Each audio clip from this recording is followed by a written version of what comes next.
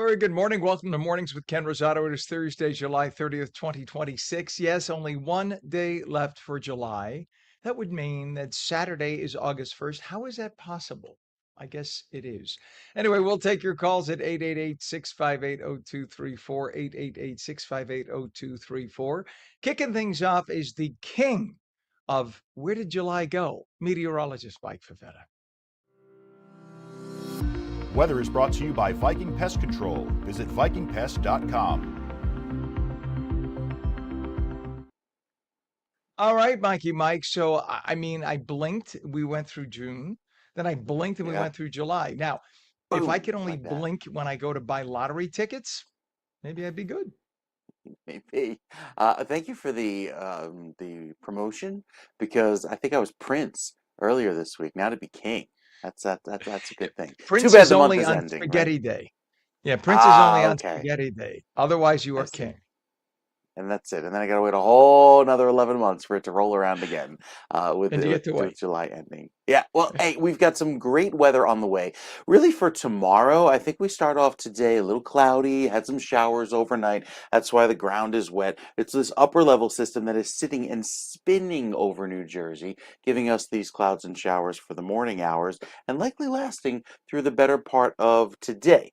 As far as the sunshine maybe comes through and breaks later this afternoon, but really have to wait till tomorrow for this high pressure to dig its way in and allow for those skies to clear out. Friday looking beautiful, and Saturday starting off dry, but gradually turning gray throughout the afternoon with those high clouds taking over throughout the end of the day, and then rain comes in for Sunday. So it's a bit of a wet pattern ahead. Keep a quick eye on the tropics because we always like to check the Saharan dust forecast this time of day, and yet with all of this gray covering, this is the Saharan dust there across the Caribbean, still not anticipating any tropical development, very common with El Nino years as we head into the next few days. So with our rainfall forecast again, keeping us a little wet, likely a few spritzes and sprinkles around today. There is drier weather in the forecast tomorrow. We'll give you more details on that, Ken, coming up in a few minutes. Hey, look at that. One, two, three, and you got the whole forecast. It's like I learned everything in a moment. All right. Thank you very much, sir. We appreciate you as always. It is 70 degrees right now, northern New Jersey, 69 in Trenton. Los Angeles is 68 degrees, 69 degrees in San Diego, and just checking traffic in the area for you. We have a disabled vehicle now. This is on Route 29 northbound, and that is south of Layler Street in Trenton. All lanes are open, but a lot of delays through there. We also have a crash on the Turnpike Inner Roadway southbound, south of interchange 7A. That's 195 and Hamilton. Right lane is blocked. Over to Route 24, there's a crash westbound I-78 Springfield. 2 left lanes of 3 lanes closed. Turnpike, we have an inner roadway crash. That is northbound, south of interchange 12, Carteret, Rahway, and Woodbridge Township. Left lane is blocked there. What else? We have truck restrictions now in both directions, and that is between Brewster Road and Marlin Street in Newark. Don't know why that's happening, but they're telling trucks to take alternate routes. And then we have delays on the Outer Bridge crossing right now, and that is eastbound New Jersey side in Perth Amboy. A lot of stuff going on today. Over to the Hudson River crossings, the Lincoln Tunnel is reporting 25 minutes in. That's via the, you can see that, the 495, the Helix. The Holland Tunnel is actually not as bad right now. Usually at this hour it starts to get bad. It's only about 20 to 25 minutes in. You can see a little bit of movement there. And the GWB, upper and lower levels, 80-95 approach, actually not bad. This is only 20 minutes in at this hour. You can see the upper level on the right, lower level on the left. If you go over to Los Angeles, let's all do that, shall we? The magic of television. We go over to Los Angeles. We have a traffic collision right now, Baldwin Park, and this is by Buena Vista Street on-ramp and the 210. We also have a collision now in Santa Fe Springs at Imperial Highway and Shoemaker Avenue. And there is a missing elderly person in Culver City. The name is Rafael Candelaria. So if you see a gentleman, older gentleman in that area, Culver City, walking around looking kind of aimless at this hour, it's only 4:05 in the morning. Please call police. Do not approach the person. Call police and wait and kind of observe the person until police can arrive. It is 5 minutes after the hour. The U.S. and Saudi Arabia struck Iran-backed military targets in Iraq. in Iraq, I should say. Yes, officials said these strikes responded to repeated drone attacks. Iraq's Popular Mobilization Forces reported at least 20 members killed. Iran condemned the attacks as violations of international law. Iraq also criticized the strikes as breaches of their sovereignty. Oil prices rose amid concerns over escalating regional conflicts. Although, again, we keep saying that they rose, they had fallen. Even during everything, they had fallen to $80 a barrel. Let's do this. We check daily. And I know this is causing my camera to freak out. Excuse me. Let's see. Oil prices per barrel. We do this together because what happens is we get reports from the Associated Press. The Associated Press loves to be anti-right, and they love to bash anything to the right. So they love to come out with information that makes the right look bad. And then I come out and expose them as the asses that they are. So let's see. Oil prices per barrel. Crude oil prices today. Let's do it together, folks. We're finding out live. I could be a moron. $83.60. So yesterday was $80. They're making it sound like it's $200 a barrel. Like that just illustrates to you what we're talking about. So oil prices, there was a point when they were $120 a barrel. $83 a barrel is nothing. All right. So we're not getting worldwide oil crisis prices here. They went up $1 or $2 a barrel. It goes up and down every day that much. The developments increase fears of broader Middle East instability. But then again, this is nothing new versus what's been happening for the last 3 months. Anthony Fauci invoked the Fifth Amendment during a Senate hearing on COVID-19 origins. He cited legal advice and concerns about possible perjury accusations. Republicans questioned Fauci about pandemic guidance and COVID's origins. Senator Rand Paul criticized Fauci and proposed contempt proceedings. Now, mind you, Rand Paul is also a medical doctor. And when Rand Paul, during the whole COVID hearings, originally, Dr. Rand Paul asked Dr. Fauci questions. And Dr. Fauci was extremely condescending, and that was not a good thing to be. I know Dr. Fauci for many years, not dear friends, but we are acquaintances. We went to the same high school in Manhattan, and many a time we had to appear at fundraisers together. And I had many a conversation with Dr. Fauci. And as the COVID crisis went on and on, I speak from personal experience. Hi there, Dr. Fauci. How are you? Good to see you. I speak from personal experience. He became more and more into himself. It became all about Dr. Fauci. So if you hear the excerpts from his diary, which were read during the Senate hearing, you can hear that. Dr. Fauci started out as he's about 5 feet tall, started out as this little 5 foot tall gentleman doctor, and he grew to be this arrogant monster over COVID. So take that for what it's worth. Now, he was granted total immunity, total pardons by President Biden. You have to ask why. Why would you grant a doctor who was just allegedly doing his job? Why would you grant him all these pardons? Yesterday, when he appeared, he took the fifth. Now the question is, can you take the fifth if you are pardoned? The fifth is only to prevent you from incriminating yourself, but he can't incriminate himself based on something that already happened if he was given a pardon for it. You get it? So that means that he currently may have committed a crime by obstructing justice and not answering the questions the Senate asked him, which means he could now be in potential a lot of trouble. What does that mean? Probably absolutely nothing, because the Senate, just like the House Republicans, the Senate Republicans, are capital W wussy, capital W wussy. They are afraid to do anything that might upset the apple cart. You go after Fauci, election time comes up, all of a sudden that becomes an election issue. So I think Fauci is immune again. But I want you to remember that millions of people died in the United States, led by that man right there on your screen, led by that man. Millions of children will never get a year and a half of their lives back. Church services were, people were jailed for going to church services in parking lots in their cars. Husbands and wives who went to golf courses because there was nothing else to do. They went to golf courses to play golf, and they were told they couldn't be on the same golf cart, even though they would then go home and sleep in the same bed. That kind of silliness, the masking, the being exactly 6 feet apart when there was absolutely no evidence that 6 feet meant anything. 30 feet would have been too close. But yet we all did the social distancing, the frickin' dots on the floor, all from him, all from him. America literally changed, and he enjoyed it. He ate it up. So why are a lot of people really upset with him? Right there. Children who now at their current age are antisocial, don't know how to get along with each other. That's him. So I think that's why you have 50% of the country at least incensed. Meanwhile, states like Florida and countries like Sweden that decided they would not do lockdowns. Their economies are much better than other states. Their students are doing better in school, and the whole mindset is just different. So, if you're wondering why so many on the right are so pissed off at that guy, that's why. Think about it.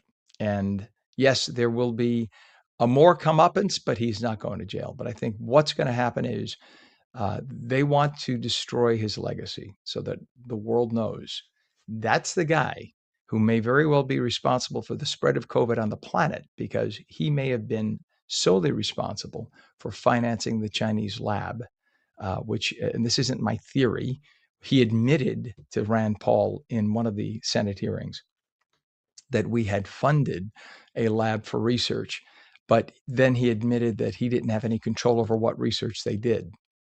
Well, the lab was called the Wuhan Coronavirus Lab.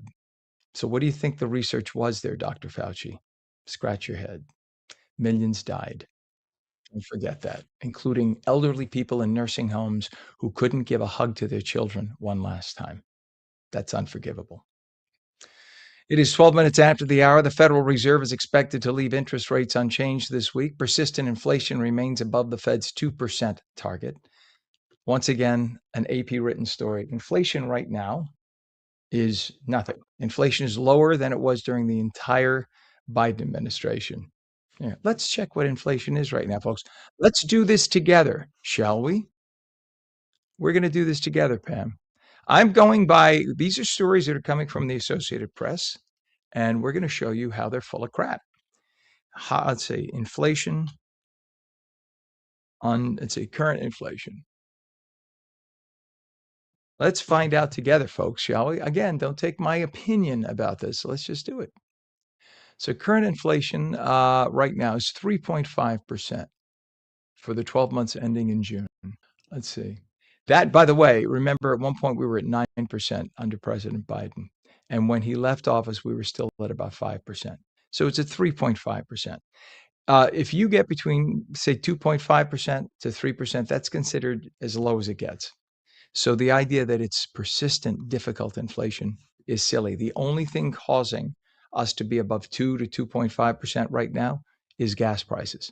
If you take gas prices out, and we know why we have gas prices what they are, you take gas prices out right now, inflation is actually below 2% or in the low 2% area, which is as good as it gets. So again, I'm not trying to be the mouthpiece for a president. I'm just telling you we need to be realistic. All right, be realistic. Open your eyes. And unfortunately, my friends in mass media, whom I used to work with, they don't want to because it doesn't fit their agenda, and they have an agenda. Believe me, I worked with them. Michigan cyclospora outbreak appears to be slowing following a nationwide lettuce recall. More than 18,000 confirmed or suspected cases have been reported nationwide. Michigan alone has recorded over 9,500 illnesses, about 160 hospitalizations. Officials caution that reporting delays complicate tracking the outbreak's true spread, and investigators continue searching for additional contaminated food sources beyond lettuce. Cilantro and parsley remain under investigation in several states. The reason? They grow low to the ground. And as the rain falls and the soil splashes up, it's basically contaminated manure and things like that that causes the cyclospora to splash up. In some cases, that manure is from animals, could be birds and rats in the field. And in some cases, they don't like to talk about it, folks, it is human. Yes, humans who farm the fields drop and take care of themselves right in the middle of the fields. And that has been reported as well. We don't know if that's the case here. And I know it's kind of unsettling to hear that, but that's what happens. eBay agreed to pay $56 million to settle a harassment lawsuit. A Massachusetts couple accused former employees of years of intimidation. They received threatening messages and disturbing anonymous deliveries. The campaign included bizarre items sent to their homes. The lawsuit targeted actions by former eBay employees. And Florida executed former police officer James Duckett for a 1987 rape and murder. Duckett received lethal injection at Florida State Prison. The victim's family said justice was decades overdue. A second execution was scheduled later the same day. Florida has carried out more executions than any other state recently. Coincidentally, serious crimes like murder is down sharply in the state of Florida versus other states. Gee, cause and effect. Think it has anything to do with it? The fact that public execution has been part of human history for thousands of years, and wherever it's been applied, murder rates drop? Just saying. A Georgia judge sentenced school shooter Colt Gray to life without parole. Gray pleaded guilty to killing 2 students and 2 teachers. Victims' families overwhelmingly supported denying parole eligibility. Prosecutors said that Gray sought notoriety through mass violence. Defense attorneys argued that Gray deserved hope for rehabilitation. The judge acknowledged Gray's troubled upbringing, but emphasized personal responsibility. Yeah, okay. Another case of transgenderism right there. They didn't like to talk about it because why? Why? It has nothing to do with it. Yeah, hormonal imbalance, mental instability at that age. Yeah. And we should cut him some slack when he killed other people. He killed children. No, sorry. You commit the crime. You're old enough to pick up a gun and go and shoot people multiple times, multiple people. Sorry, you got to do the time, bud. Have fun in jail. You're lucky you're not getting something worse. The iconic Macy's red shopping bag billboard was removed after more than 40 years. The sign had become a recognizable landmark in Herald Square. Its removal revealed a long-hidden building on the corner. People didn't even realize it was there. The billboard dated back to the mid-1990s. Such a great billboard. Iconic. Macy's a great place. I used to work there when I was a teenager. A real estate agreement reportedly prevented the sign from remaining there. Macy's says updated branding for its flagship store coming soon. It is 17 minutes past the hour. When we return, most of us brush and floss every day, but some of our everyday habits could still be quietly damaging our teeth. We'll explain when we come back. You're watching Mornings. We're back in 2.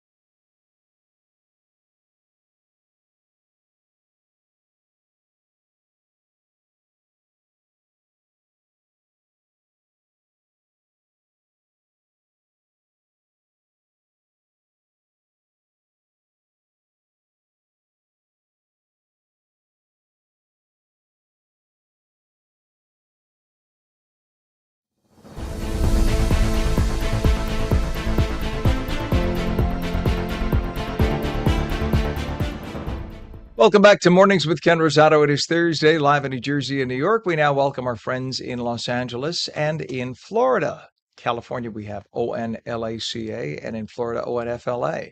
At 15 or make that 20 minutes now past the hour, we'll take your calls at 888-658-0234. Meteorologist Mike Favetta has the forecast near you.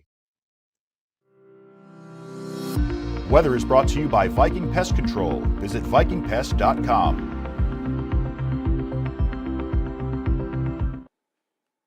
All right, Mike, seeing all the clouds out there is a little unnerving after having all the heavy storms that we've had, but these are kind of innocuous clouds, right?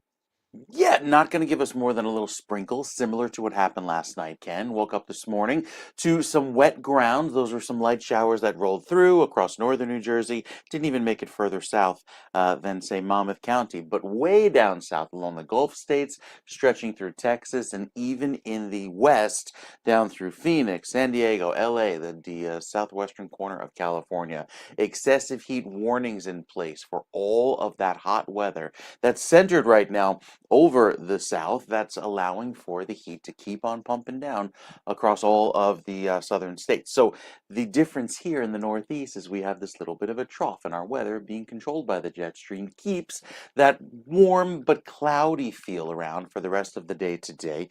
Into tomorrow, that high pressure shifts back west, so we actually tap into some slightly cooler conditions as the sun returns by tomorrow morning, giving us a pretty decent day for Friday. And then Saturday, likely back to the clouds with some winds coming in from the west, giving us a little bit more of that gray sky.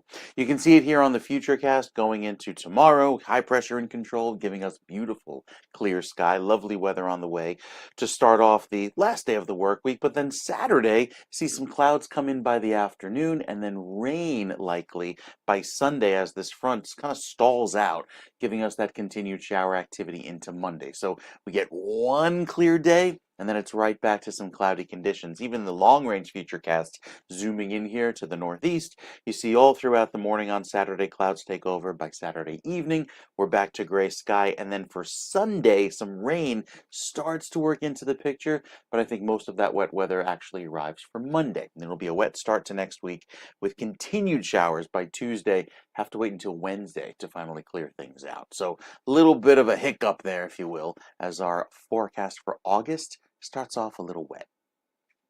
All right. Thank you very much, sir. Appreciate you. It is 70 degrees northern New Jersey, 70 in Trenton, 67 in Los Angeles, 69 now in San Diego. You know, many of us brush and floss every day, but some of our everyday habits could still be quietly damaging our teeth, from sipping coffee throughout the morning, guilty, to snacking all day and overusing whitening products. These seemingly harmless routines, hey, they're over the counter. They got to be good for us, right? Well, they could take a toll on our oral health. Joining us this morning is Dr. Mark Andraus, who is the lead prosthodontist at Clear Choice Dental Implant Centers, with simple tips to help protect your smile. Good morning, doctor. Good to have you on. Good morning, Ken. Thank you for having me. I remember years ago trying an over-the-counter whitening uh, product, and I remember my teeth hurt immediately. And for days and days and days, they were sensitive. My gums felt like they burned.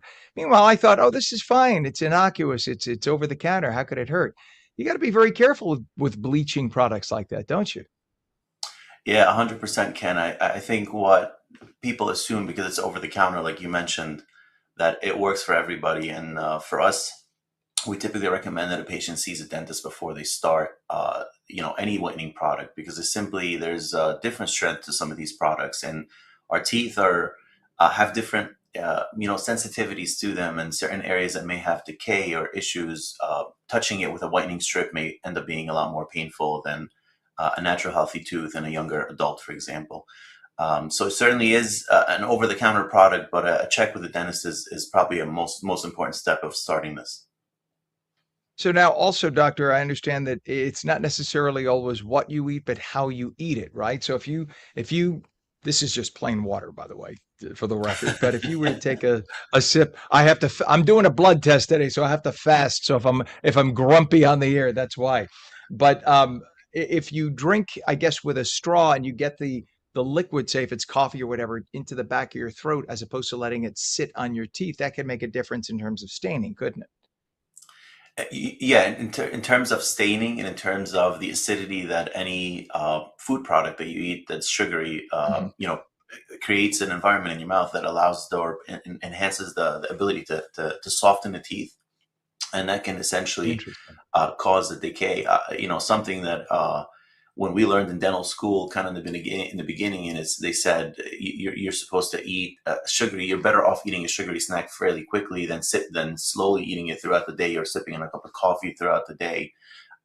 Is harmful to your mouth, and that was kind of surprising, but it makes complete sense, and here's why. Um, every time you sip on something acidic, well, it's called coffee, tea, and even sparkling water, and more importantly, the flavored sparkling waters, the pH in your mouth drops into like an acidic zone, and your enamel starts to really soften. And the mouth needs about 20 to 30 minutes to probably neutralize that sip that you took and reharden the surface so it does not soften over time. So if you're really sipping steadily for 3 hours, you're kind of putting your mouth in a very acidic environment for such an extended period of time. That allows for the decay to start, and it's a low-grade acidic attack throughout the whole day or throughout the whole hour. So the fix is really, you don't need to give up the coffee. It's finish in a reasonable window of time, rinse with water or take sips of water after. That reduces the staining also that the coffee kind of creates on the tooth surface.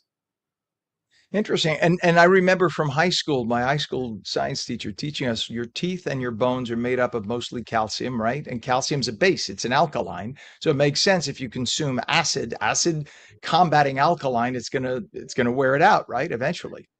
Correct. So the saliva is sort of its main job is to neutralize the acidity of the foods that we eat. And uh, if you have a dry mouth, for example, or you have a low salivary flow because of a side effect of a drug that you're taking, you're at a much more risk from that cup of coffee than someone that has a normal salivary flow, for example. So it's something to keep in mind. Interesting. It's not just necessarily the cup of coffee and even the time, but how does your body combat the acidic environment that the sugary products or the drinks that you're having, kind of cause for you. So just a little swoosh of water, which I know people who use inhalers too for their lungs, and they're always told after you take the inhaler, you're supposed to rinse out your mouth from that too, right?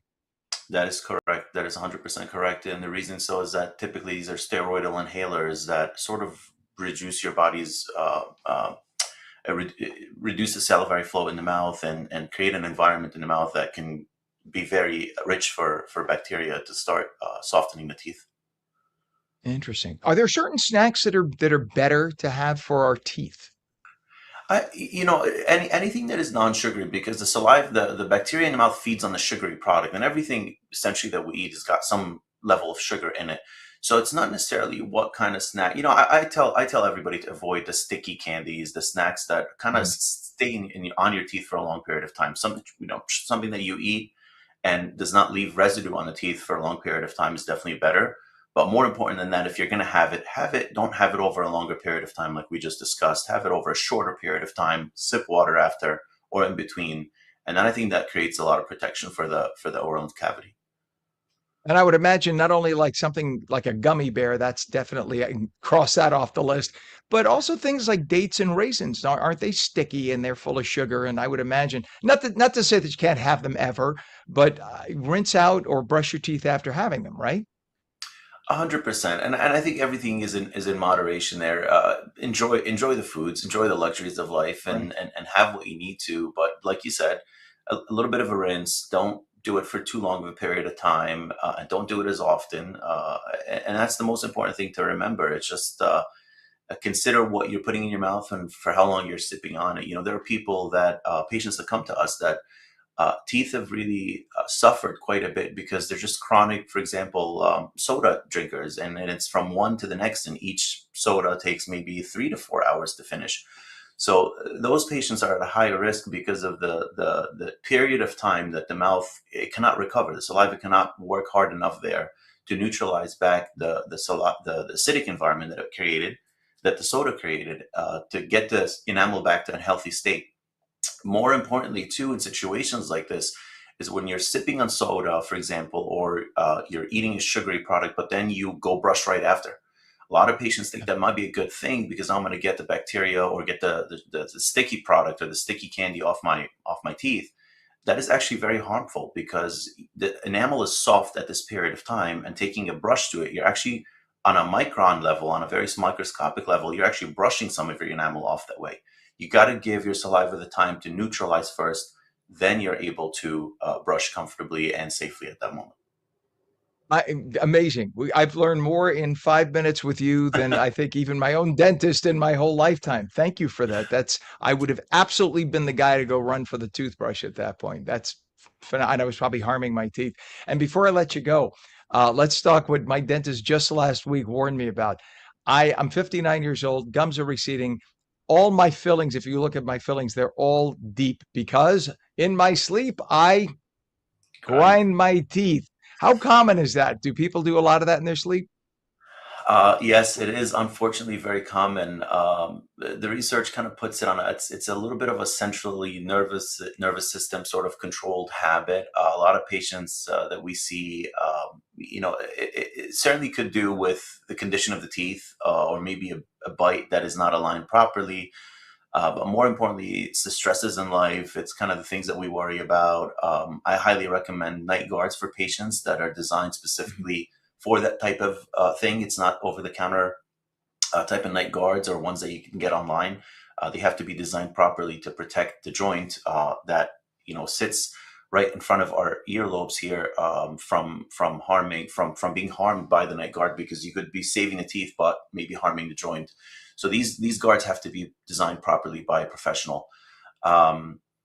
I tell patients that if the damage is severe enough, potentially getting some restorative work done in order to protect the remaining parts of the tooth or the remaining tooth surfaces, because you can continue grinding down your teeth to nothing.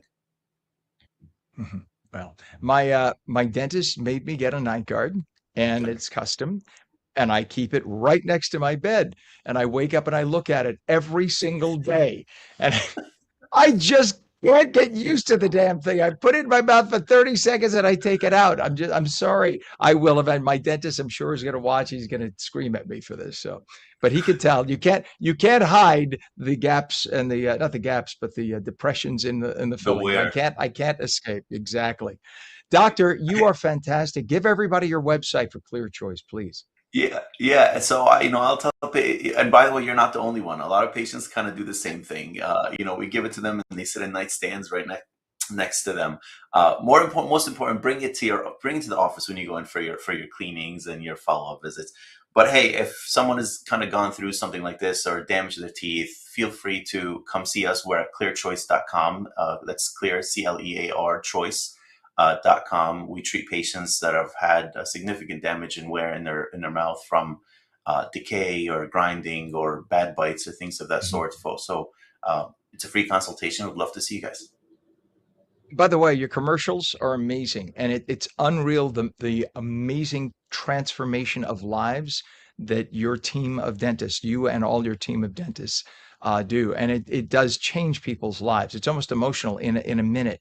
I rarely get emotional at a commercial, but when you see somebody who explains that for most of their lives they kind of cowered away from people or hid their mouths, and you've transformed them by giving them a new smile and allowing them to be extroverts instead of introverts. A lot of people take it for granted if they have nice teeth and what it means for them. So thank you to you and your whole team at Clear Choice for doing such an amazing job.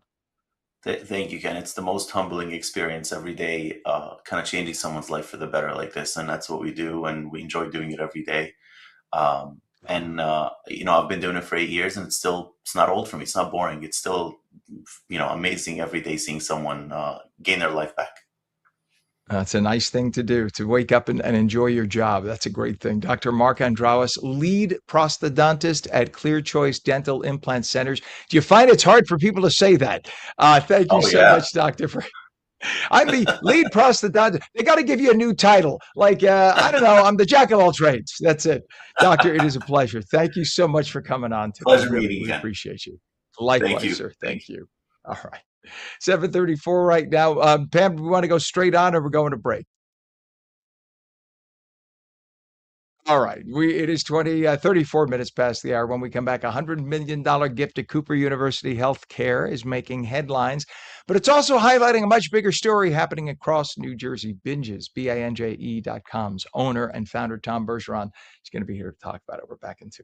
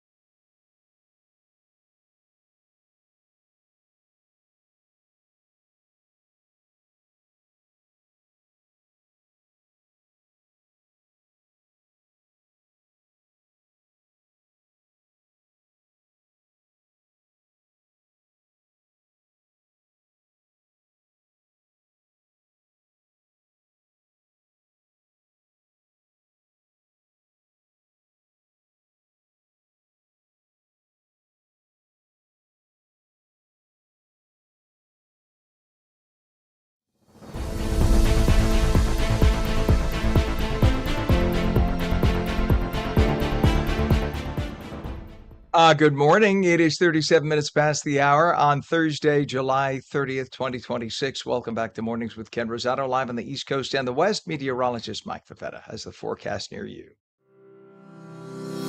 Weather is brought to you by Viking Pest Control. Visit vikingpest.com. Well, Mike, I'm just peeking out. I actually have a window in this All basement in the new right. studio. I'm looking over there, and I see what almost looks like the glow of sun, but it's not sun. It's Mm-hmm. just kind of a glow through clouds. So it's not going to be the worst day in the world, right? No, no, no. It'll actually be pretty decent. Similar to yesterday, a lot of people thought, oh, it'll be raining all day. But in most of New Jersey, we actually had a decent amount of sunshine in between the clouds. With the warmer weather around today, we got another nice dose of rain last night. That brought the humidity levels higher, and it'll keep us feeling humid throughout this afternoon. But again, breaks in the clouds through 5 o'clock this evening as the whole system finally, after days of lingering across the Northeast, is pulling away. So our next weather system that comes in brings with it some clear sky, dry weather for tomorrow. And then by Saturday afternoon, you see the clouds begin to increase. The rain chances go up for Sunday. Likely see some wet weather by the second half of the weekend. And even into Monday, look at all those showers around from Monday morning into the midday. So likely starting off next week rather wet and pretty much staying that way going into the afternoon. You see this is swirl pulls away. This is all of that wet weather that takes over.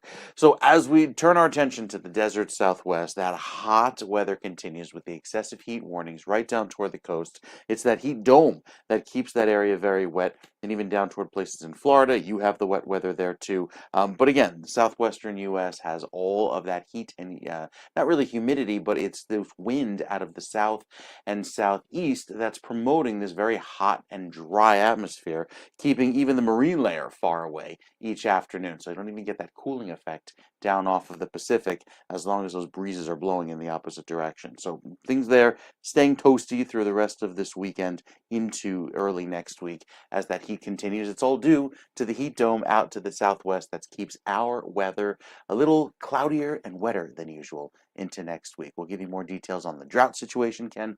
That's coming up in a few minutes. All right, Mike. Thank you very much, sir. Appreciate it. It is 70 degrees, northern New Jersey, also in Trenton, 70, 69 degrees, LA, 67 degrees, San Diego. In terms of traffic, we have some serious issues at the Hudson River crossings. So pay attention if you're headed into the city or if a loved one is headed into the city, call their jobs if they don't have a cell phone and let them know. Let's start with the Lincoln Tunnel approach. There is a crash with injuries at the Lincoln Tunnel, Center Tunnel eastbound, New Jersey side. Weehawken, and all lanes are blocked. So now take a look at what we have. The bus lane, the buses use the right tube when you come around the helix.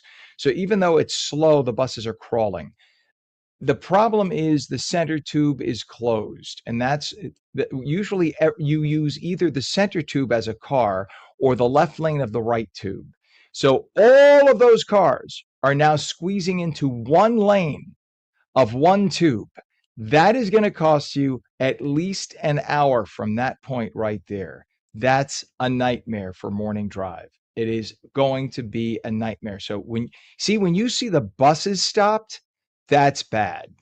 And so this is the 1 mile point to Manhattan where this camera is.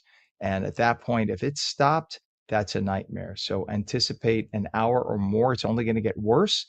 You might want to take an alternate, but here's the problem. Well, let's show you what the Holland looks like. This is the approach to the Holland Tunnel. This is 139 coming from the turnpike to the tubes. And you could see the left and the right, not the middle. The middle that's moving, that's the local lanes for Jersey City. Left tube, right tube, look at that. Stopped. So people got wind of what's going on at the Lincoln. They're all going to the Holland. Now, let's make matters worse, shall we? We go to the GWB. We just got a report of a crash with injuries, GWB lower level eastbound from New Jersey into Manhattan. Now, you see right here, it looks wide open. What's the big deal, Mr. Rosato? All right, so the lower level's on the left. The next report we do, that will be bumper to bumper, and everybody's going to be going over to the right side. So this is a nightmare scenario that's going on the Hudson River crossings. When you have all three causing delays, major delays, this is going to be a bad thing, bad day. All right, let us switch back over to our interviews at 7:42 Eastern Time, 4:42 for our LA friends. $100 million gift to Cooper University Healthcare is making headlines, but it's also highlighting a much bigger story happening across New Jersey, private philanthropy. It's become a driving force behind major hospital expansions, cancer centers, medical research, and community health programs throughout the state. All too often, people love to hate the rich. We're not taxing them enough. They're not paying their fair share, forgetting the fact that many of our wealthiest cohabitants here in the state of New Jersey are financing things like this. Joining us is our good friend Tom Bergeron, owner and editor of Binge, that's BINJE.com, Business in New Jersey Every Day, to discuss why these transformational donations are becoming so important to the future of healthcare in New Jersey. Good morning. Good to have you on, Tom. Good to be here as always. So, yeah, we forget how many super generous people there are in the state of New Jersey. For instance, George Norcross's $100 million gift to Cooper. How significant is that? Look, I'm gonna bastardize a Shakespeare quote. I'm not coming to bury millionaires. I'm here to praise them. So the Norcross family has been involved in the Cooper University healthcare system for generations, literally. And George sits as the chairman of the board of trustees there, and announced this week $100 million donation. This is, listen, for any industry, this is life-changing, game-changing. Cooper is in the middle of a $3 billion expansion. Anybody who wants to contribute something like that, it's just mind-blowingly helpful to community health.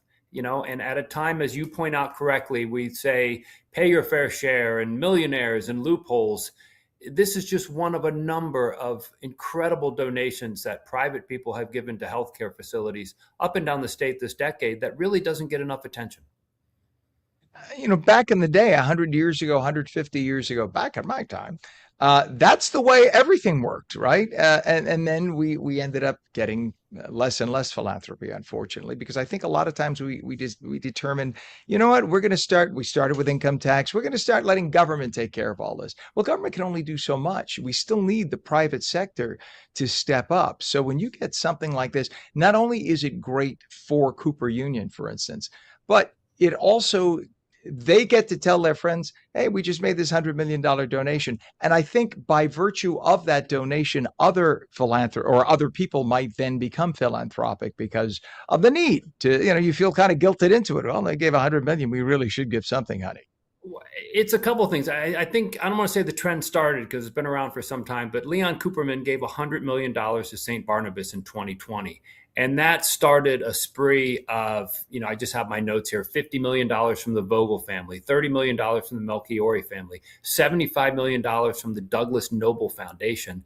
And in the case of the Noble Foundation, this was to Holy Name Hospital in Teaneck, a smaller one entity. For them, 75 million was like 750 million. This was completely changing for what they do.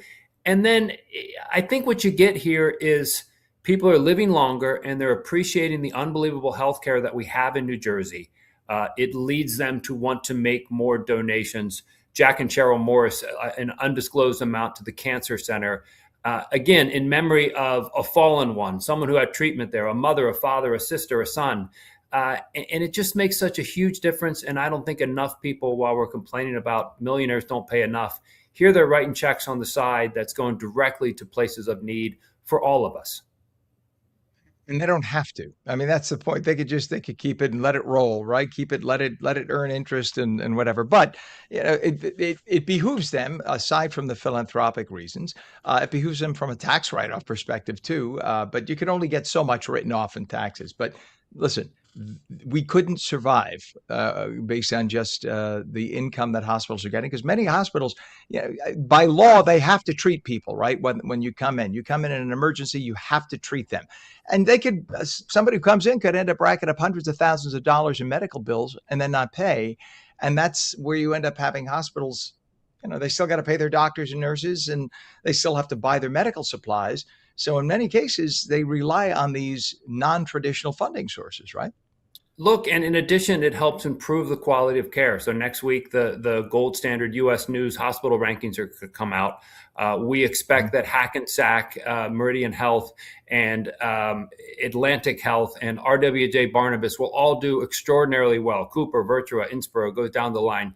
And what's happening is more people are recognizing nationally, like on this list, that you don't need to go to New York or Philadelphia for care and for treatment, right? And when you're suffering from cancer or a debilitating disease, the idea, look, you just had the report about the tunnel traffic today, right? Imagine if you had to go there for cancer treatment, or you had to see someone undergoing cancer treatment. An already tough day has become ridiculously harder. So when you have people like Helena Thura and her family and what they've given to Hackensack for their cancer center, up and down the state, RWJ has cancer centers all over the place that have been built upon a lot of this private philanthropy. It not only improves the quality of care, but improves the quality of life, because you and I both know healthcare stinks. And when you have to go through with it yourself or a loved one, the last thing you want to do is sit in traffic. The idea that it can be in your neighborhood is just a great, great thing. And thanks to, donations like the Norcross family did in honor of his parents, and all of these other ones that I've noted, and forgive me for leaving some out, really make a difference and really make an important part of the state as we get better and show that we are just as good as New York or Philadelphia when it comes to healthcare.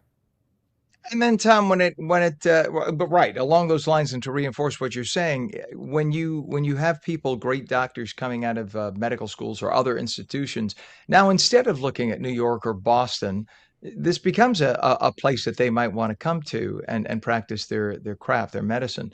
And that just, it benefits everybody in the state of New Jersey. I think when some you of go to a place like right? The Jack and Cheryl Morris Cancer Center in New Brunswick, and you walk around that building and you ask yourself, if I'm a top cancer doctor or research or nurse, why wouldn't I want to work at a facility like this? You're exactly right. The increase in this makes better facilities, better healthcare, makes them attract better researchers, better doctors, better caregivers. All of this feeds, but it starts with the philanthropic efforts of some very wealthy individuals. And as you point out, they don't have to give a penny. They don't. And they choose to, and they give a lot of pennies. We're very blessed to have them, and for their donations and their philanthropy. And I know it's not pop to praise the billionaires and the millionaires, as you said right off the top. But as long you can make the argument, well, maybe if they had been doing this all along, but I know I'm trying to be the So I'm what you're trying to be the saying is someone's Democratic given $100 socialist. million and you're equivalent. I get it. So there you have it. You should But run for office, thank Ken. You God. fit right in. I'll be a Dem socialist. That's it. But I think people do have to step back and realize when they look at the entirety of the numbers, and maybe part of it is our own fault in the media for not pointing this out enough. The generosity of the philanthropy in the state of New Jersey. Once people get the idea and they realize that it's not all bad to be a billionaire as long as you're helping out your Well, fellow human. and look, every time you go into a hospital, you'll see a family does a wing or a healthcare center or a pavilion. It doesn't have to be 100 million. Trust me, $1 million, you and I both know, goes a long way. It just adds to the creature comforts when you get in there. My son was recently in the hospital for 7 days, and you appreciate the little things that they have there that make your life a little bit easier, that make the patient's life a little bit easier. And unfortunately, so much of that relies on private donations. And fortunately, we have a lot of people in the state who are willing to step up and give. So the next time you're in a hospital and you see that plaque and it has 37 names on it of people who have give, just stop and look at it and realize, as you said, they didn't have to give a penny. They did. And it makes for a better experience for everyone in there. Hey, shout out to one of my local hospitals. When I first moved to New Jersey, I used to live in the Nutley, Belleville area, and Little Claramas Hospital, which at one point was ranked one of the lowest hospitals in the state, is now part of the RWJ Barnabas chain. You walk into that hospital, you think it's like, what happened to this place? Oh, It's gorgeous. It's beautiful. unbelievable. What they did to the right. And opening is incredible. Yep. And that's one of the leading transplant centers in the country, not yep, just Essex County, yep. not just New Jersey. But you're right. The recent upgrade they have, a lot of it which came from private philanthropy, night and day difference, and just fabulous. A good tip of the hat to them. Absolutely. So, yes, it does make a huge difference. And we're very lucky to have these folks in New Jersey. We're very lucky to have you too, Mr. Bergeron. Tom Bergeron, founder, owner, and editor of Binge. What do you got coming up this week? Anything special you're working on? Well, to be honest, I'm headed to the South to go see my son's graduation and another daughter checking in for year 3 of college. So I'll be making the road. So I'll give you a live report from a Buc-ee's stop that I do somewhere in Tennessee or Alabama, the greatest place on earth. I'll tell you about it next week. I love it. I love Buc-ee's, having driven between here and I have friends in Tennessee and friends in Florida 100 times. And of course, I live part-time in Florida. So that's great. Congratulations on the graduation and all the best to you, Tom. Tom Bergeron, founder, Awesome. owner, and editor of binge.com, binje.com. Check it out. Business in New Jersey every day. Tom, always, thank you for coming on today. My pleasure. You bet. It is now 52 minutes past the hour. When we come back, meteorologist Mike Favetta will have the full forecast. Or do you want to take a break or not, Pam? We can go through. I'll let Pam tell us. Oh, Pam's probably talking to Tom. All right, so I'm just going to keep talking. How about that? I'm going to keep talking. And Pam will tell me. Oh, she says, now she says you can go to break. All right. So we can bring Mike. I'd like to bring Mike on, actually. I think that's always nice. I think most of New Jersey is saying we've been waiting for Mike since 7:45. Let's go to Mike. Mike, so just in talking to Tom Bergeron about the generosity of folks here in New Jersey and the philanthropy, Yep. and I think that they just don't get enough credit. Yes, are there the day traders that you want to hate? Yes, of course, there are a lot of people, the young, the young money bros that are taking the mommy's cash and daddy's cash. No, seriously, and I think that's where a lot of the negative stereotypes come from. Meanwhile, you Yeah. have great families like the families that were just mentioned by Tom Mm-hmm. Bergeron, and then the Norcross family, for instance, $100 million that didn't have to be donated to hospitals to just transform. Think of all the doctors and nurses who get hired. Think of all the medical bills that couldn't get paid by people who were on the verge of being destitute, or they had an emergency, got into a car accident, they had 2 pennies to their name. Those bills get paid, they get covered for all those medical expenses. You think about that, and without people like that in our community, forget about it. It's true. And you and I were speaking not too long ago about these charity auctions, where some of these philanthropists will drop 50 grand at the drop of a hat for some really important causes for those that are disabled or those that need extra care. And it's very inspiring to see how that Yeah. generosity goes a very long way. That specific location that I was at, we talked about, that was the organization in New York that transforms lives of people who've become homeless and drug addicted. And they literally, when you say pick them up and help them get a new start, they literally foster the human being so that they Hmm. put them up in an actual really nice apartment, not a crappy apartment, not like some little, Right. we're talking a really nice place, and they're there day to day for counseling. They get them off drugs, they get them to finish their degrees, and then they get them into the workforce. Sometimes it's a 3-year project. And they've done this now with over 1,000 people. Wow. You look at that, but that was done all with philanthropy, with donations. And yes, that evening there were people saying, I'll do 50,000, I'll do 100,000. They raised $8 Hmm. million in front of my face in a Wild. matter of 10 minutes. I've never seen anything Yep. like that in It 10 is. minutes. It is But incredible.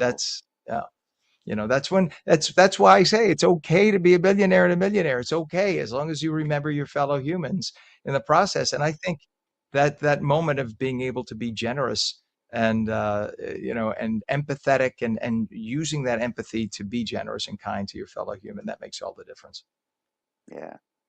No, it really does. Yeah. The organization that I do some work with over in Long Island, the Canine Companions, they place service dogs, especially for people with PTSD or those that have disabilities. It takes $50,000 to train a service dog. So all of that funding needs to come from somewhere. And these charity events, they auction off these things that are great, that really go a long way in order to bring people's lives back to as best as they possibly can. Did you say Rocco comes from them? Hmm. Yeah, he's So he's a one of the change dog. of service dog. A change of service dog. He flunked out. So Yeah, but that's so sad to say it that way. I mean, it might just be one command he didn't do well in, and so that's when they give them out to people, right? exactly. Right. Yeah, exactly. So Rocco's the best. I mean, based on the way he's at your feet all the time, right? Who's Uh-huh. better than that? He's the best True. doggy in the world, is what he is. You're very blessed, and we all are Until the mailman that he's comes in and your rings the life. doorbell, then it's a little That's terror. But different. That's where he flunked. That's the part he exactly. flunked. All As right, Mike. most Thank you. dogs, I'm Yes. sure. Every dog. When I was Mm, putting my belt on this morning, I just remembered my two now late dogs. You could not sneak out of the house because the minute you tried to put your belt on, they would hear the jingle jingle of the belt mm-hmm. buckle, and that made That's them, it. Done. you couldn't keep the house quiet at that point. That was it. All right, Mike, appreciate you, sir. We will come back for a full forecast in just a moment, and that'll be just right after the top of the hour. Thanks again.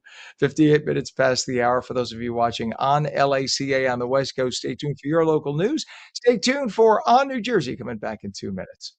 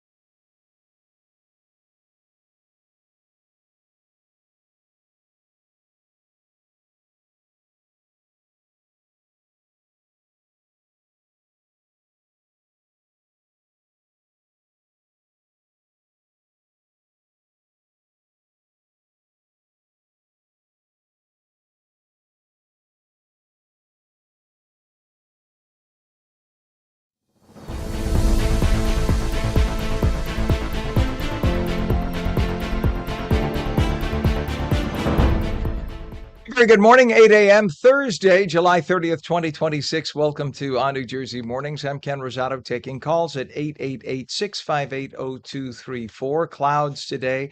Maybe a peak of sun here and there, maybe a passing spritz, but nothing big. Highs in the upper 70s. Meteorologist Mike Favetta has the full Garden State forecast. Weather is brought to you by Viking Pest Control. Visit vikingpest.com. All right, Mike. So we've had our share of water of rain the last few days. Hmm. So Yeah. what did the folks at the Weather Service, what are they telling us in terms of the amount of water that we have in the ground, and do we still have a drought?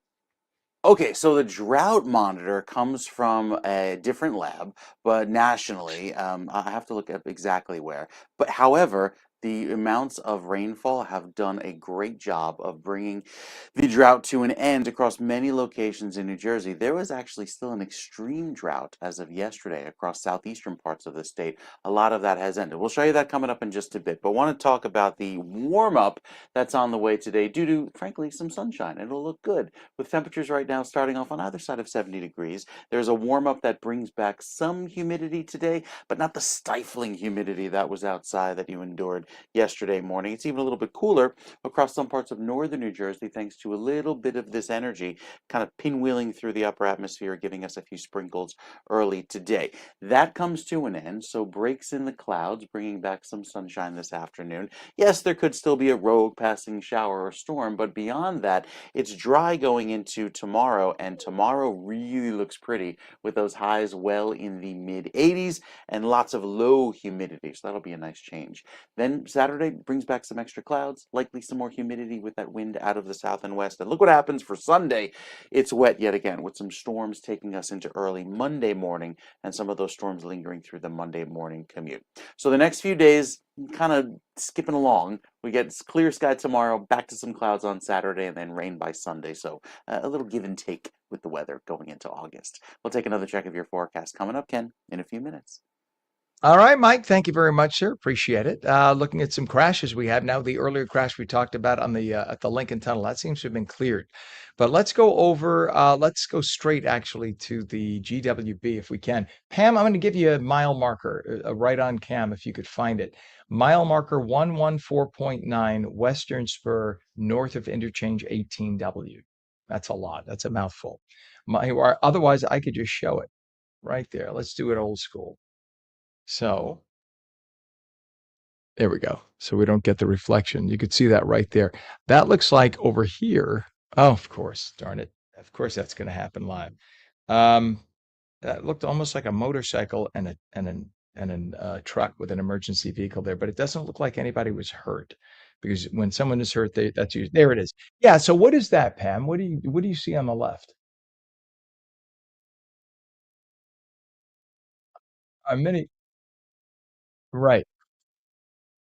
Oh, that's the top of a pole. All right. So we see the minivan. So we see the flashing lights there. So something's broken down there, but that's right by the bridge itself. So anyway, we'll check it out. We'll figure it out. In terms of other issues that we have, that was reported as a crash with injuries. GWB lower level eastbound from the Trans Manhattan Expressway in Manhattan, Harlem River Drive, left lane block there. We have truck restrictions on the GWB right now. Of course, you can't go by the what is this? Upper level westbound ramp from 179th. That's a truck restriction.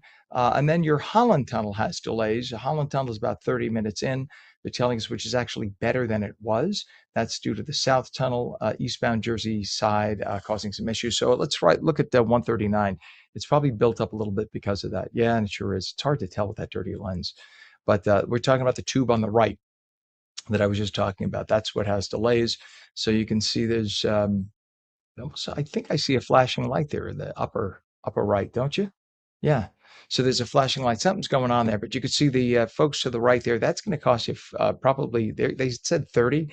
I'm guessing based on where they're stopped, it's about 45 minutes in. So we'll keep an eye on all the Hudson River crossings, but at least getting back to the Lincoln Tunnel, that's better than it was because they've cleared out the tube. There we go. And you could see the motion now. See, before all of that was stopped. So that's a good thing. Very good. All right. Thank you very much, Pam, for that. It is 5 minutes after 8 o'clock. Police are investigating whether lightning may have killed a 32-year-old man during Tuesday's severe storms. The man was found unconscious near a Monroe Township solar field. He later died after being transported to a hospital. Officials are urging residents avoid flooded roads, down power lines, and if there's a lightning storm, don't go to a big, wide open field because you become the tallest thing, which means that if lightning is going to hit, it's going to hit you, which appears to maybe have been the cause here. A transformer explosion ignited several vehicle fires in Hackensack early yesterday morning. The blast snapped a utility pole. Now, that caused live power lines to fall. 6 vehicles, cars and minivans and SUVs, caught fire before firefighters could safely respond. Crews had to wait for utility workers to de-energize all the energy lines, all the electric lines. So you can imagine what a nightmare that was. One vehicle was hybrid and it required a special hazmat response because of the batteries, the lithium iode batteries that they have. Nearby buildings temporarily lost power, of course. No injuries reported, though, amazingly, but it took all day to get things working. U.S. Marshals arrested a Connecticut murder suspect in Camden. So Hamden, New Jersey is where the person's from, got arrested Hamden, Connecticut is where the person is from, got arrested in Camden, New Jersey. Make sure you follow that. When I read this, I thought it was a typo. Hamden, Camden. All right. Curtis Cole is charged in a fatal 2021 Hamden, Connecticut shooting. Authorities located and arrested him without incident. Cole faces murder and multiple firearms-related charges. He remains jailed, awaiting extradition from Camden, New Jersey to Hamden, Connecticut.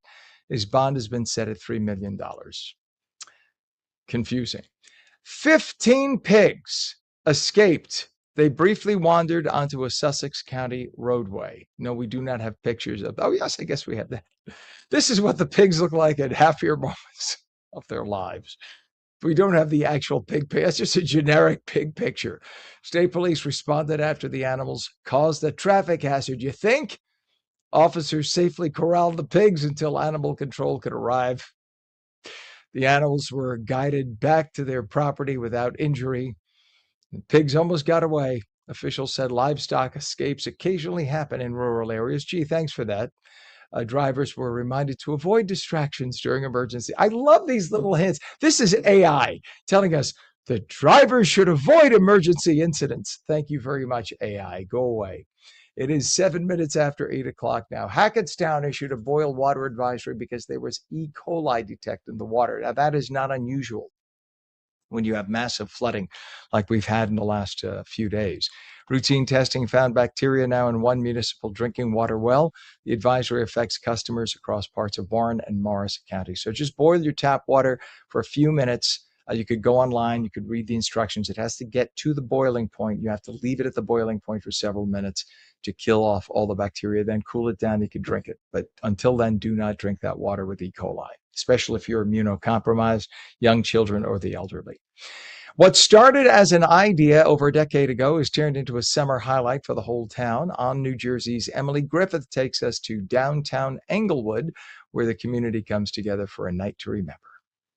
I'm in downtown Englewood, where pedestrians are packing East Palisade Avenue. The night market is back for another year, and with it are thousands of people, 60-plus food vendors, and a night full of live music.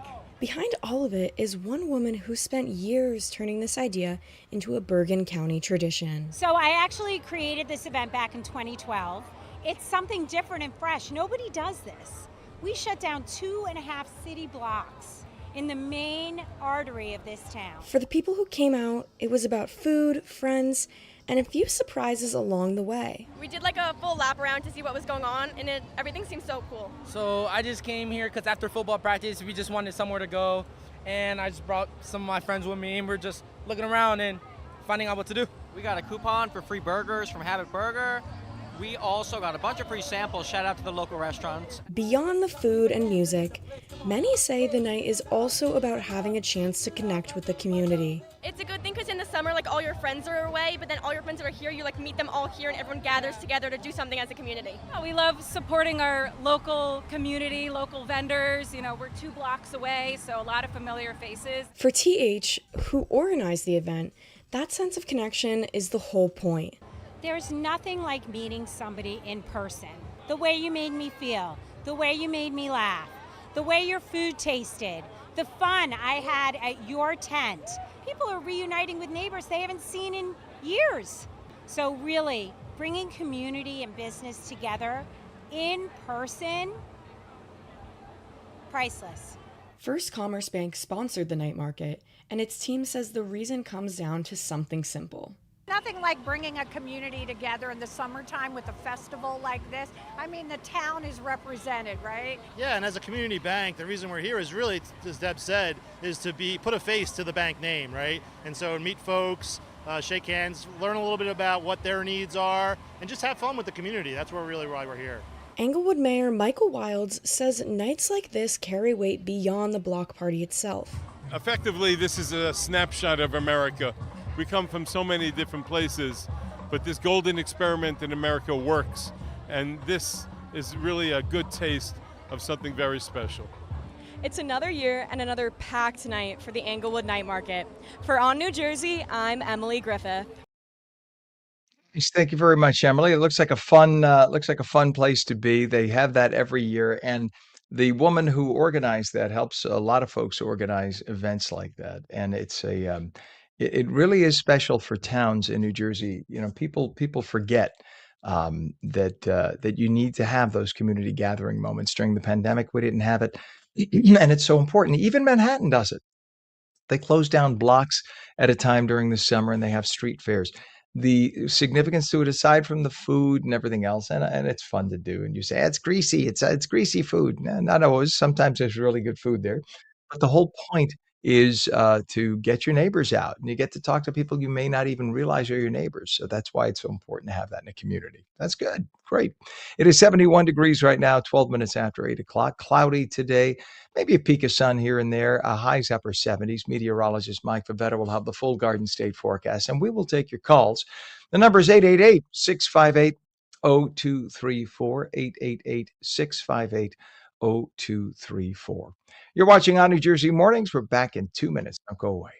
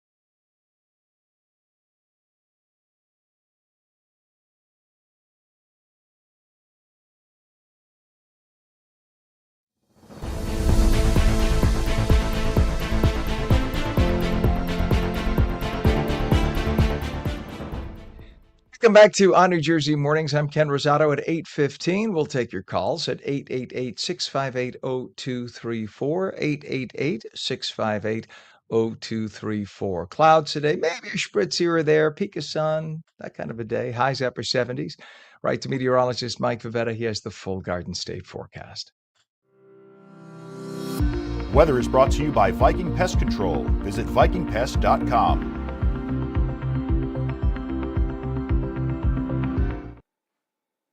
All right, Mike. So what are we looking at outside today? We see the horrible weather we saw the other day. No. We see the perfect No. sunshine of the other day. No. It's sort A of little mix. my bed is not too hard. My bed is not too soft. Right. It was somewhere in Goldilocks. between. A happy medium today, Ken. And I think we've got beautiful weather in our forecast going into this afternoon. Already clearing skies where there's just a little bit of residual fog there up in the hills, right on the western Passaic and Sussex County border. But beyond that, nice clear visibility. And with that, some clearing skies after a little bit of rain came through last night, just starting to wet the roadways. Our forecast today generally looks dry. I know you see the thunderstorm icon here, but it's a small chance of seeing a quick outside passing chance of a shower, especially as the air dries out today into tomorrow to feel much more comfortable when temperatures at the dew point is in the 50s. That feels more like, early September. And indeed it will. Right through Saturday, lots of clear sky around for the northern half of New Jersey, maybe some extra clouds with some very muggy conditions down the shore. When those dew points hit the 70s, it feels a little muggier going into the second half of the weekend because some more rain returns by Sunday. So here are those showers from the overnight, giving us a clearer sky today. UV index back to a 7, which is high. Lots of sunshine around into this afternoon as high pressure takes over and that clear sky moves in through the overnight into tomorrow. So again, right through this evening, we had a quick outside passing chance of a shower. I'm not really concerned about it. It's tomorrow morning that starts off nice and dry with all of the pleasant weather and those light breezes from the north and west, warms us nicely into the 80s and keeps our skies nice and clear. Lower humidity will feel great. Saturday, a little bit more in the way of cloud cover, especially through the afternoon, the higher thin clouds kind of making that whitish appearance toward the sky. And then by Sunday, the rain moves back in, especially at night, taking us into Monday morning, some more heavy downpours to get us going to start off a wet day Monday. Will the rest of Monday be clear? Not looking great. I think we'll likely hang on to those clouds most of the day, Monday into Tuesday. So wet weather to finish off the week. Plans on Saturday? You're doing just fine. Should be okay. All right, sounds good. Thank you, sir. Appreciate it. It is 8:17 right now. Temperature 71 degrees northern New Jersey. It is 70 degrees in Trenton, 69 degrees Cape May, 71 degrees in Vineland. We do have some delays to talk about. Most of the major incidents, the crashes and whatnot, have been cleared in the last half hour, which is a good thing. But let's go to the Garden State Parkway, shall we? From 149 to 151, just a lot of traffic. Actually, this is better than it was a couple of minutes ago. This is down to about 25 to 30 miles an hour at some points. But this is northbound between 149 and 151. And it's really just a volume thing. That clears up, as you can see, relatively quickly. So that's not a bad deal. The other issues, we still have some residual slowdowns going into the Hudson River crossing. So let's look at the Holland Tunnel if we can. This is Route 139, making your way from the Turnpike into the tubes. And you'll see that things are kind of slow on the Holland Tunnel. This is, again, 139 from the Turnpike. On the right side, you see the lane stopped. On the left side, you see the lane stopped. So those are going into the tubes. In the middle, the motion that you see, that's local roads for Jersey City. But you can see the things are very, very heavy right now, 40 minutes in via the Holland. We switch over to the Lincoln Tunnel cam. Now, there was an earlier crash mid-tube that was causing massive delays. You can see that's opened up. So that's now moving very well for the Lincoln. That's great, actually, what you're seeing. That's only about 20 minutes in. GWB, upper and lower levels, not bad at all. This is the 8095 approach, and things are moving well there now as well. I spoke too soon. That is the lower level, right side. We have a crash. All right, never mind. They haven't gotten it reported yet, but Pam with her eagle eyes found it. So that's going to cause a problem. So you want to take the upper level of the GWB, avoid the lower level, because that right there, see where they're stopping?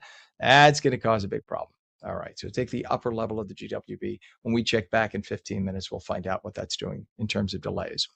It's 19 minutes past the hour. Parents trust that the food that they feed their babies is safe, but growing concerns over toxic heavy metals in some baby foods have sparked lawsuits and renewed calls for stronger safety standards. Joining us today is Vidramas Fandayari, who is a partner and attorney at Wisner Baum LLP, to discuss the latest research and ongoing litigation and what parents need to know. Good morning. Good to have you on. Good morning. Thank you for having me, Ken.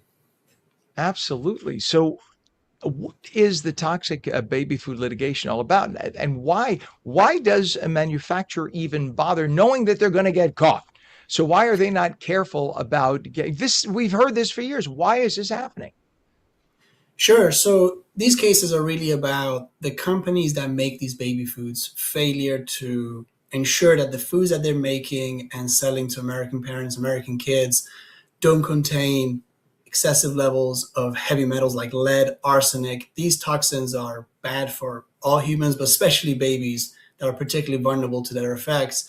And really, the source of the issue comes from these companies' failure to get the ingredients that they make their baby food with from farms that have lower levels of contamination. They typically have sourced in the past from farms that have high levels of contamination in the soil that then makes its way into the ingredients, and then they make the baby food with it, and babies across the United States then eat that baby food and are exposed to potentially high levels of heavy metals. They also use certain ingredients that pediatricians and doctors more and more recognize nowadays that babies should probably not eat, like brown rice has typically and historically higher levels of arsenic in it.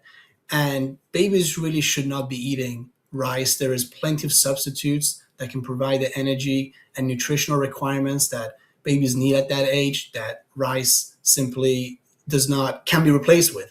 So there's a whole host of reasons, and we are seeking to hold these companies liable in court on behalf of families who've been affected by this issue, babies who've been exposed to these toxins and suffered physical injuries because of that.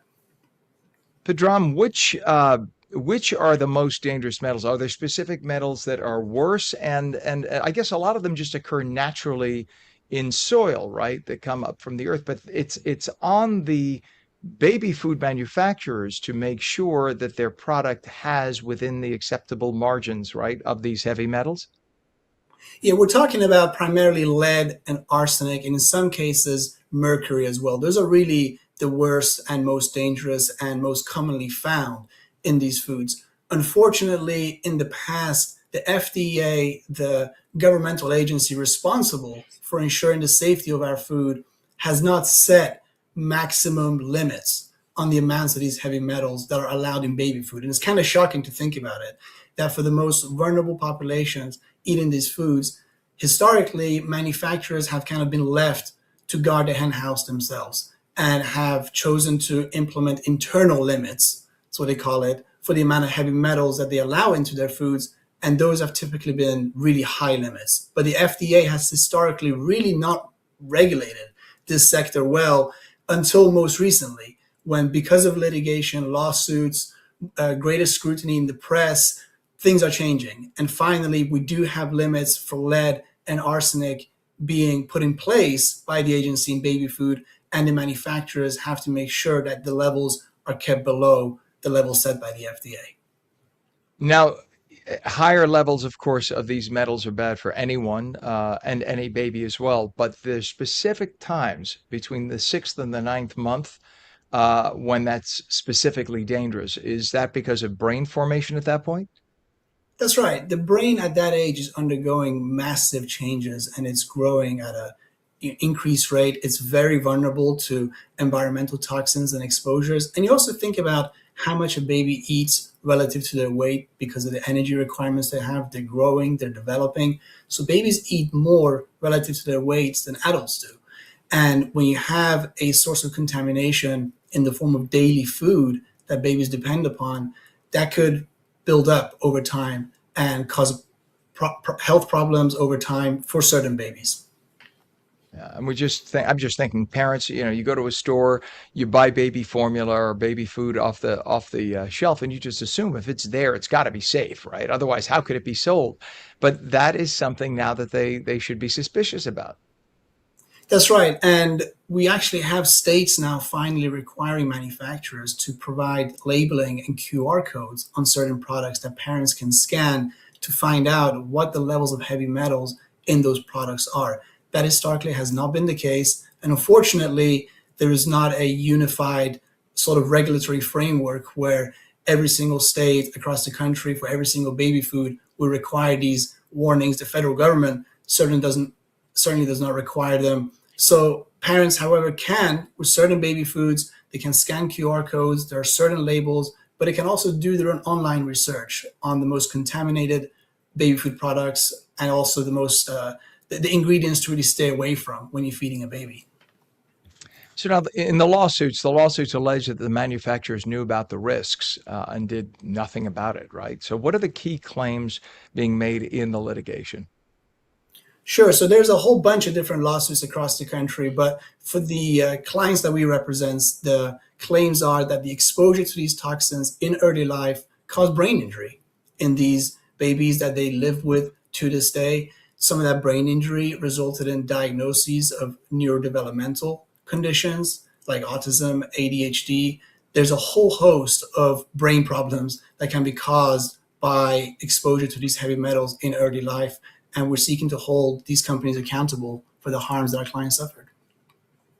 And what do parents do in the meantime now when they go to buy food for their babies? Because I'm sure they'll be suspicious of every product on the shelf. So what should they do to make sure that their child, let's put it this way, you're not going to entirely eliminate these metals because they exist in nature. But what do you do to keep them to the absolute lowest level when providing a healthy diet? I think parents can do their research online on how contaminated certain baby food products are. There are products and brands that actually go out of their way to make sure that levels of contamination are as low as it possibly can be. And that research and those products are available to review online, and parents can make informed decisions accordingly. But ultimately, this is not about what parents should do. It's about what manufacturers should do. And the manufacturers of these baby foods should ensure healthy, safe baby foods with contamination levels that are as low as possible. And that responsibility falls on the companies. It shouldn't be borne by the parents to stay clear of these contaminants, but the companies should ensure that the foods they're selling are safe. Vedram, what is a website so people could get more information?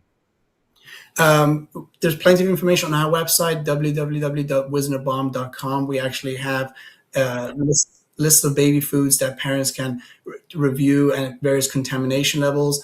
And Healthy Babies Bright Futures is a great organization with a lot of information out there, consumer reports. There's plenty of online resources nowadays that I encourage parents to consult before making purchasing decisions. Vedram Esfandiari, partner and attorney at Wisner Baum LLP. Thanks for coming on today. Thank you for having me, Ken. You bet. And when we come back, if you're looking for a job, be careful because scammers may be looking for you. Culture and compliance strategist Evie Wentink will be here with a warning. We're coming right back.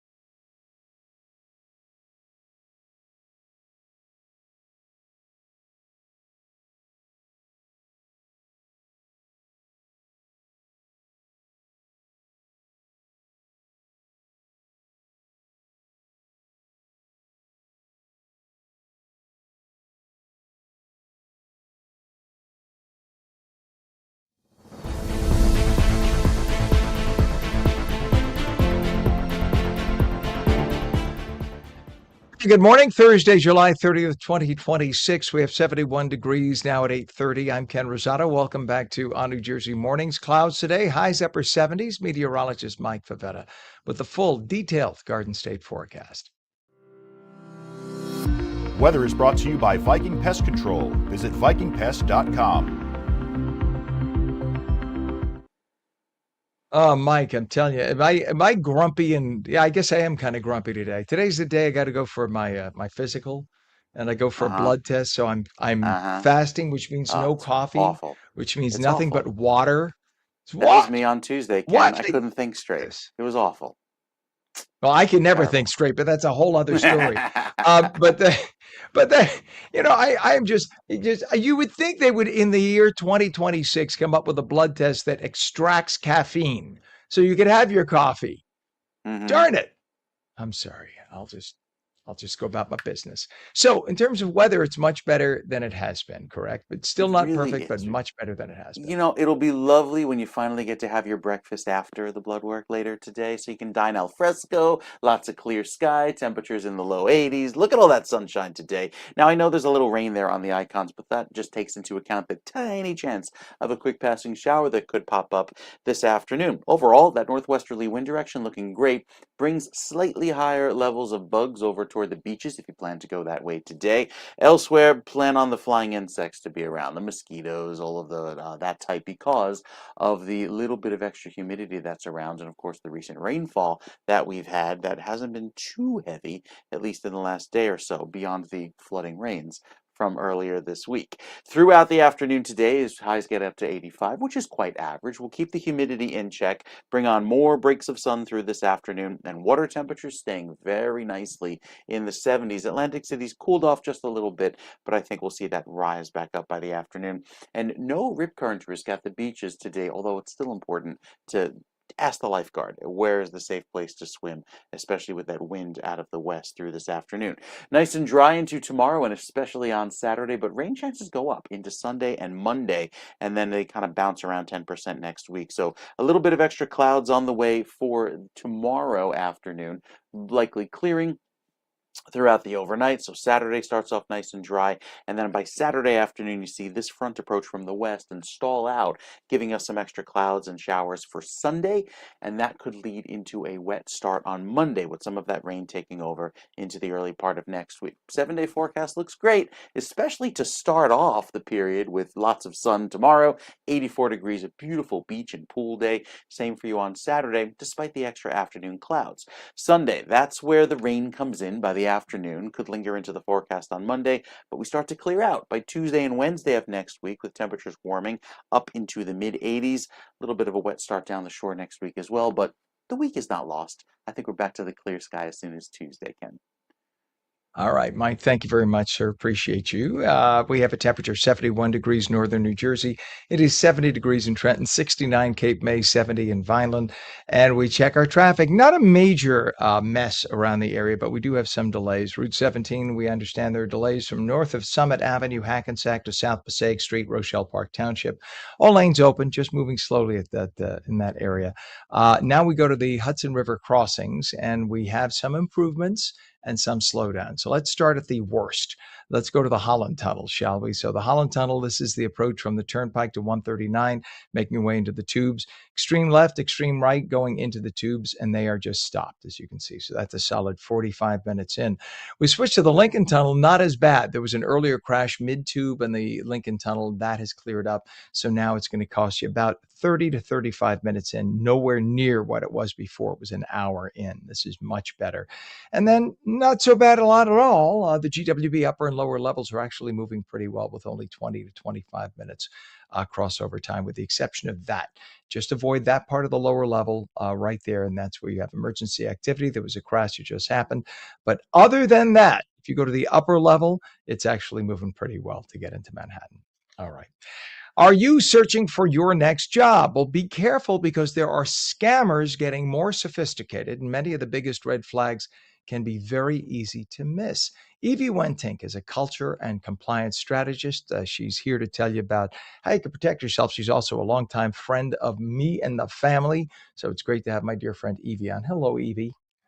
Hi, Ken. Good morning on this rainy, Good. actually, Wayne, New Jersey has rainy morning, but yes, I'm happy to be here. How are you?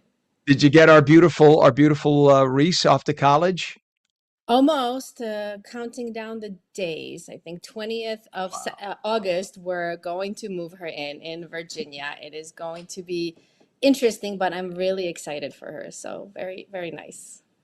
Just to digress, Reese is one of the most beautiful young women ever, and I remember her when she was an infant. And Evie was my neighbor, and she is just. You have three beautiful children. It's just Reese is stunning, and she is a champion, national champion cheerleader, right? So good for Reese. She's just amazing. She's grown into an incredible human being. You and Gavin have done an incredible job. All right, I digress too much. I'm sorry, too Thank much you. personal stuff. So, but it's the truth. Fake job postings. This is crazy at a time, I guess, when people are really looking for work. You see a job posting that looks too good to be true. It could very well be, right? Right. Yes, 100%. So not only that we have to worry about fake jobs, we also have to worry about ghost jobs. We can get into that later. But right now, the thing that you have to understand is with AI being so accessible to many, the things that you were able to spot before and thinking something is fake looks very real right now. Just yesterday, I had posted a PSA on LinkedIn of a job posting. Someone had posted this long, beautiful post. We are looking for multiple roles. And in this company, they kind of are very vague about the company. They say, send me your resume and we will get you to this job. And then you realize that those people are trying to get your information. It has nothing to do with offering your job. And it's really scary. I also just recently had a conversation on my podcast with an HR representative who is very savvy on discerning fake jobs from reals. And it was very hard for her to understand and went further into the process to understand whether that job was fake or real. So we really get into it on that podcast. You have it right here. So if people are interested to see what are the warning signs and at which point she realized basically what ended up happening is they wanted her to change her resume. So that's one of those warning signs. If you are starting to talk to someone about a job posting, and at some point in that conversation, they say, well, your resume needs a little tweak before we can really submit it. That is your telltale sign not to go that route, not to disclose any more information, because they're more likely trying to get your information, trying to get you to pay to get your resume updated for this job that may not exist. So you really have to be careful what you do and who you disclose your information for sure. I remember years ago, and I'm 59, so we're talking, back in when I was in my 20s.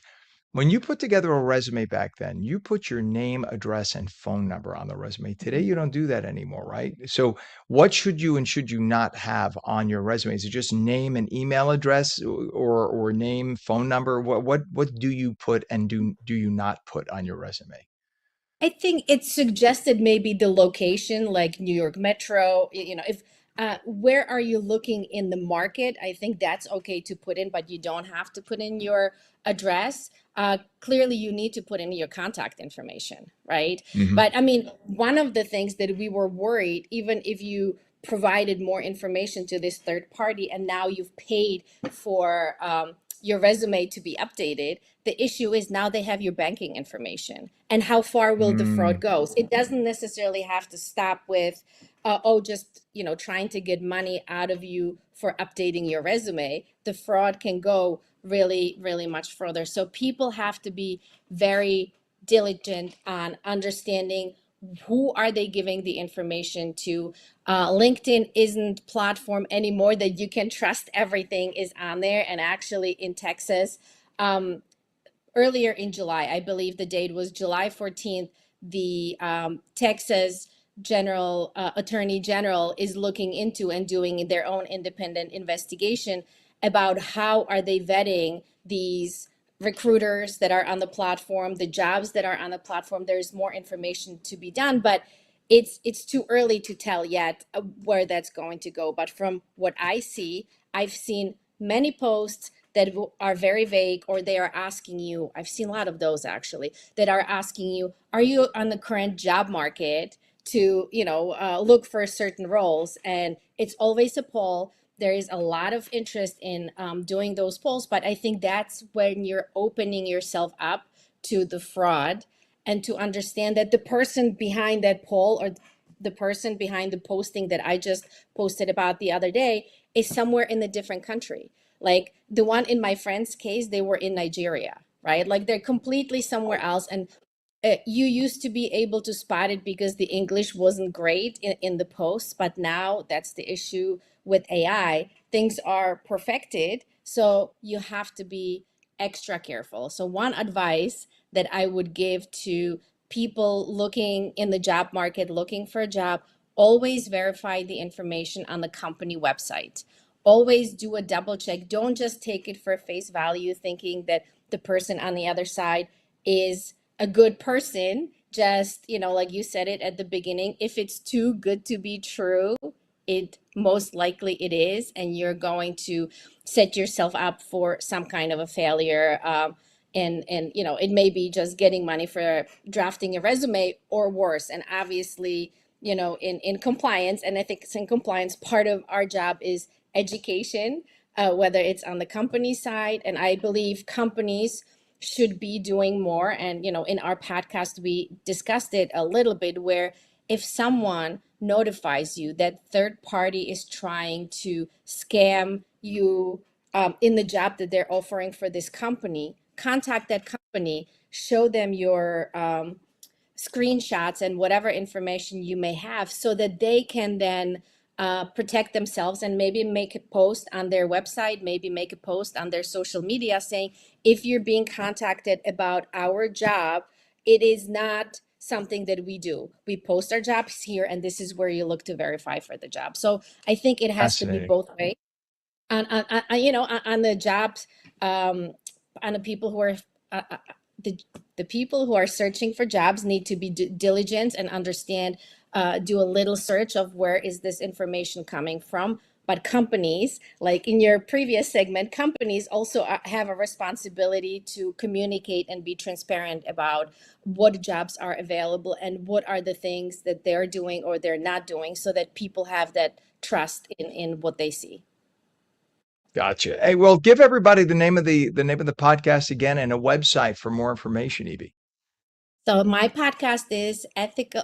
It's Let's Talk About Ethics with Evie, and that particular one I am on with my HR colleague and expert Melanie Shongham, where we talk about justice, job postings, and how far did she go to figure it out that it was fake. And I mean, she is an expert in HR, so I think it's worthwhile listening. It isn't somebody who is not savvy in job posting, right? So I thought that was really interesting. But things like that happen with to us often. So better be safe than sorry. And then my website is ethicaledgeexperts.com. Thank you so much, Ken. We love you, Evie, and that is great advice. Stuff I would have never, ever thought about. You just assume, especially if you see a big company name, you assume, oh, who would fake that? But it's a matter of you need to go to the company's website. Do not take for granted, or do not assume that what you're seeing is the real deal. Culture and compliance strategist Evie Wentink, such important advice. Thank you for coming on this morning, Evie. Thank you so much. And give the kids a hug for me. Say hi. All right. They're great. What a beautiful family. It is now 72 degrees at 8:44. When we come back, local businesses throughout Boonton have joined forces through the Boonton Underground for a special fundraiser on August 7th to help a little girl with cerebral palsy. We'll have the details in just 2 minutes.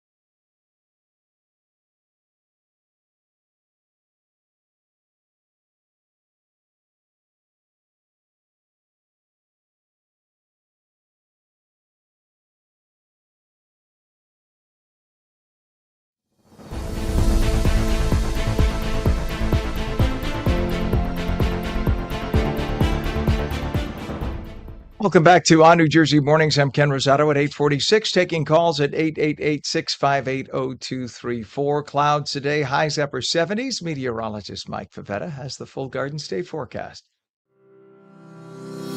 Weather is brought to you by Viking Pest Control. Visit vikingpest.com. All right, Mike, tell us all about it. Well, the No pressure. rain that we've had earlier this week, no pressure at all. The good news is that that's over. That rain has finished. It's put a lot of water in the buckets, more than 180% of average rainfall there toward Morristown. I mean, you look at the rivers, you look at the puddles that we've seen and the flooding rains from earlier this week, and you wonder, how could it be that there are some areas that still have a rainfall deficit? Well, it was very localized, if you remember. That rain was specifically off to northern parts of the state, where it will probably be out of the drought by this time next week when the new numbers come in. Still a little bit of abnormally dry weather down the shore, but again, that's coming to an end with the moisture that's in the forecast over the coming days. Most of that will fall probably later on this weekend, Sunday, Monday, Tuesday timeframe. So into the first few days of August, yes, we're slightly wetter than average, but most of the heat stays down south or to the southwest, where for the first 2 weeks of August, looking to be a little bit warmer than average. The next few days featuring plenty of sunshine, especially today, tomorrow, Saturday looking great. Sunday likely has some wet weather returning, and then into next week, we're back in the 90s this time next week. So the heat will be upon us in just a few days' time, even down the shore. Notice that big jump of 10 degrees between Wednesday and Thursday. Hot weather's a-coming, Ken, so summer is not over yet. All right, hot weather's a coming. Got that marked down. Thank you, Mike. Have a wonderful day and a wonderful You too. weekend, buddy. We'll check Thanks. back in a bit. It is 74 degrees right now, northern New Jersey, 70 in Trenton, it's 69 in Cape May, and it is 72 degrees in Vineland. In terms of traffic, let's go to the Lincoln Tunnel. I'm sorry, Holland Tunnel approach. This is Route 139 making your way. Wow, what a mess that is. This is making your way from the Turnpike to the tubes. Just absolute bumper to bumper mess. Now, the middle lanes that are moving, those lanes are the local lanes for Jersey City. It's the extreme right and extreme left that are not moving. Those are the ones waiting for the tube. So it's going to cost you 45 minutes in via the Holland Tunnel. Lincoln Tunnel is actually much better than it was earlier. The Lincoln did have an incident in the middle of the right tubes.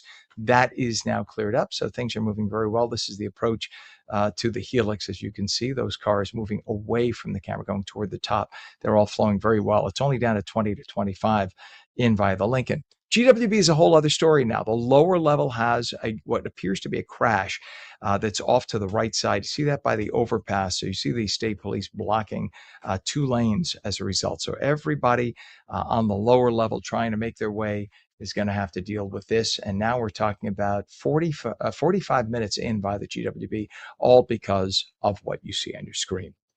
It is 8:50 right now. 3-year-old Ellie Cooper lives with cerebral palsy and other disabilities. And while she needs a wheelchair accessible van, it is not covered by insurance. Now, local businesses throughout Boonton have joined forces through the Boonton Underground for a special fundraiser on August 7th, hoping to help Ellie's family reach their goal. Joining us this morning is Ellie's mom, Stephanie Hoffman Cooper, and Kim Rose, owner of Boneyard Boutique and Boonton Underground. Good morning, both of you. Good to have you on. Morning. Thanks for having us. Morning. You bet. Well, let's start with Stephanie. Tell us about Ellie and why having a wheelchair accessible van is so important to get her around. It would be life-changing. Yes, it definitely will.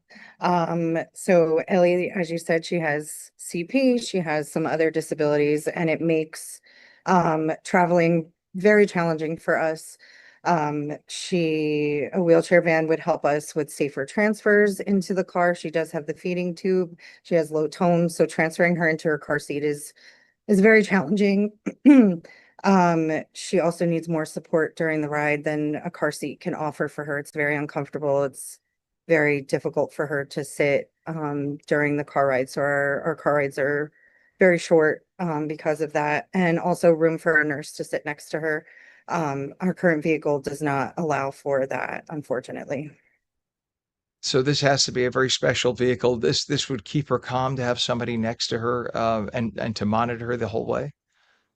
Yes, yeah, right now, for medical care, we do even a 20-minute ride. We are pulling over on the side of the road to give her medical care because there's no one next to her to do so. It's very unsafe. Oh, wow, that's and it must be so stressful for her. That must be so challenging for her to take that little trip. And Kim, when you heard Ellie's story, you made the Boonton Underground businesses want to rally around the cause. Yeah, we've been talking with the family for a while, and all of us are just kind of coming together. We partnered with Boonton Underground and then Boonton Main Street, and then I think we're up to about 20 businesses for First Friday that are doing some kind of fundraising efforts and helping to spread the word. And everyone's offering something a little different, a cookie in exchange for a donation, or, some kind of incentive, something interactive. And we're calling it a quest for Ellie. So it's a little bit of a fantasy themed fun night to walk around town and really have the opportunity to make a difference. Wow. And Boonton is a great community. I used to live a town away. In fact, as of last week, moved from a town away from Boonton. It's just a lovely community, great little downtown. And Boonton Underground is sort of an association of businesses, right? The Association of Businesses in Boonton.